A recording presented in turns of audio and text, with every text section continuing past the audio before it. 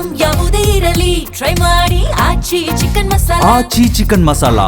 ದೆಹಲಿಯಲ್ಲಿ ಈಗ state cabinet politics ಶುರುವಾಗಿದೆ. ದೆಹಲಿಯಲ್ಲಿ ರಾಜ್ಯ ನಾಯಕರಿಂದ ಖಾತೆ ಪಾಲಿಟಿಕ್ಸ್ ಆರಂಭ ಆಗಿರೋದು. ಸಚಿವ ಸ್ಥಾನಕ್ಕಾಗಿ ಶಾಸಕರು ಪಟ್ಟು ಹಿಡಿದಿದ್ದಾರೆ.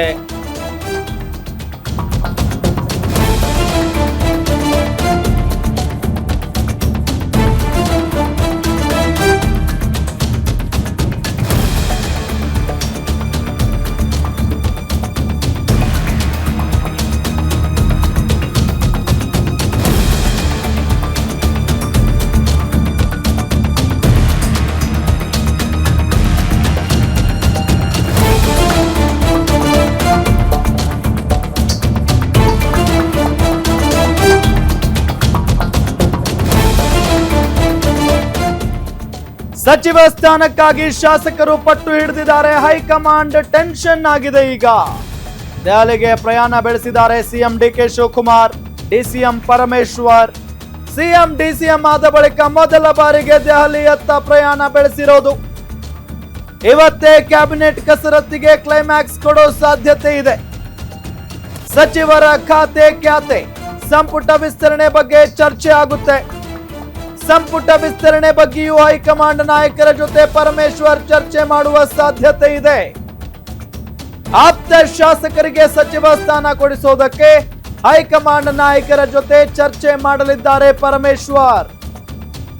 ಸಿಎಂ ಡಿಕೆಶಿ ದೆಹಲಿ ಭೇಟಿಯ ಸಂದರ್ಭದಲ್ಲೇ ಹೈಕಮಾಂಡ್ ನಾಯಕರ ಜೊತೆ ಪರಮೇಶ್ವರ್ ಮಾತುಕತೆಯನ್ನ ನಡೆಸಲಿದ್ದಾರೆ.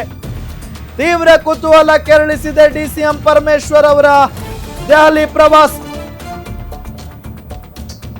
ಸಿಎಂ ಡಿಕೆ ಶಿವಕುಮಾರ್ ಮಾತ್ರ ದೆಹಲಿಗೆ ಹೊರಟಿದ್ದಾರೆ ಅನ್ನೋ ಮಾಹಿತಿ ಇತ್ತು, ಬಟ್ ಡಿಸಿಎಂ ಕೂಡ ಹೊರಟಿದ್ದಾರೆ.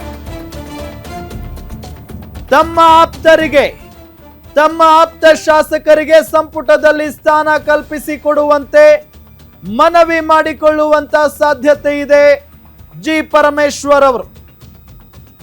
Cabinet politics, state cabinet politics ದೆಹಲಿಯಲ್ಲಿ ಚರ್ಚೆ ಆಗುತ್ತೆ. ಈಗ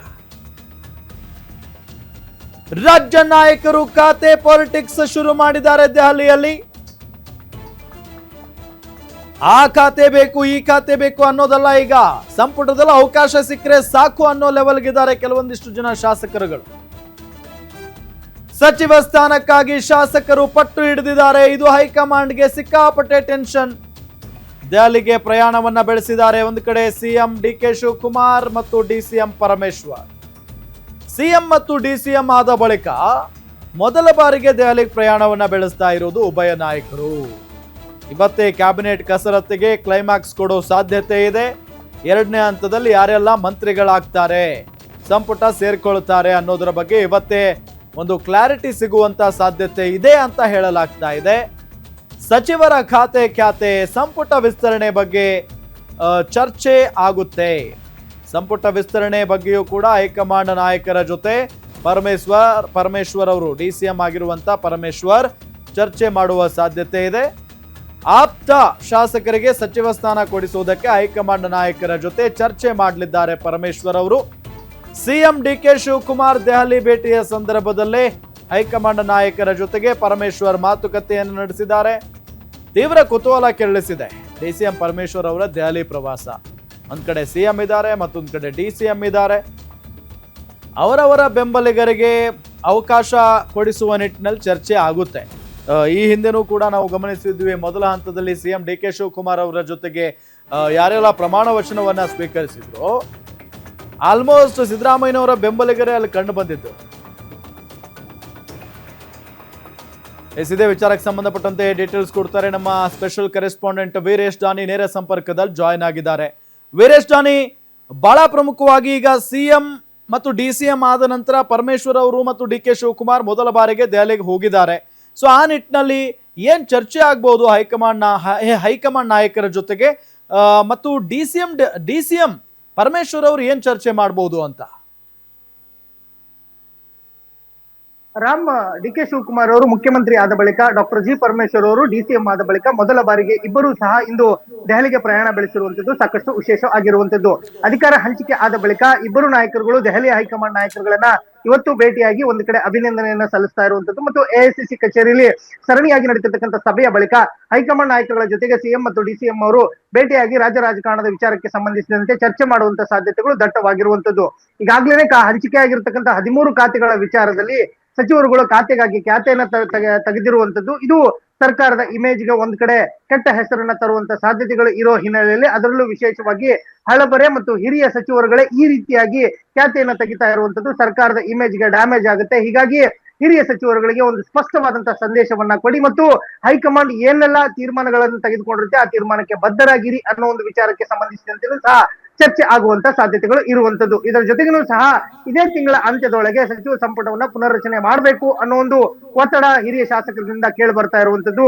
20 ಸಚಿವ ಸ್ಥಾನಗಳಿಗೆ ಸುಮಾರು 40ಕ್ಕೂ ಹೆಚ್ಚು ಶಾಸಕರುಗಳು ಬಹುದೊಡ್ಡದಾದಂತಹ ಲಾಬಿ ಮತ್ತು ಒತ್ತಡವನ್ನ ಹೇರ್ತಾ ಇರುವಂತದ್ದು.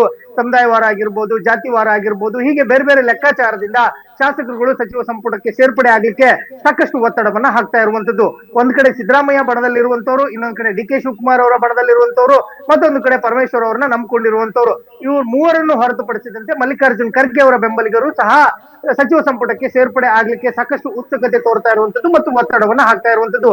ಈ ಎಲ್ಲ ವಿಚಾರಗಳು ಸಹ ಇವತ್ತು ಹೈಕಮಾಂಡ್ ನಾಯಕರುಗಳ ಜೊತೆ ಭೇಟಿ ಆದಂತ ಸಂದರ್ಭದಲ್ಲಿ ಚರ್ಚೆ ಆಗುವಂತ ಸಾಧ್ಯತೆಗಳು ಇರುವಂತದ್ದು. ಯಾರನ್ನೆಲ್ಲ ಸಚಿವ ಸಂಪುಟಕ್ಕೆ ಸೇರ್ಪಡೆ ಮಾಡ್ಕೊಳ್ಬೇಕು ಮತ್ತು ಯಾವ ಆಧಾರದ ಮೇಲೆ ಸಚಿವ ಸಂಪುಟಕ್ಕೆ ಸೇರ್ಪಡೆ ಮಾಡ್ಕೊಳ್ಬೇಕು ಅನ್ನೋ ಒಂದು ಚರ್ಚೆ ಆಗುವಂತ ಸಾಧ್ಯತೆ ಇರುವಂತದ್ದು.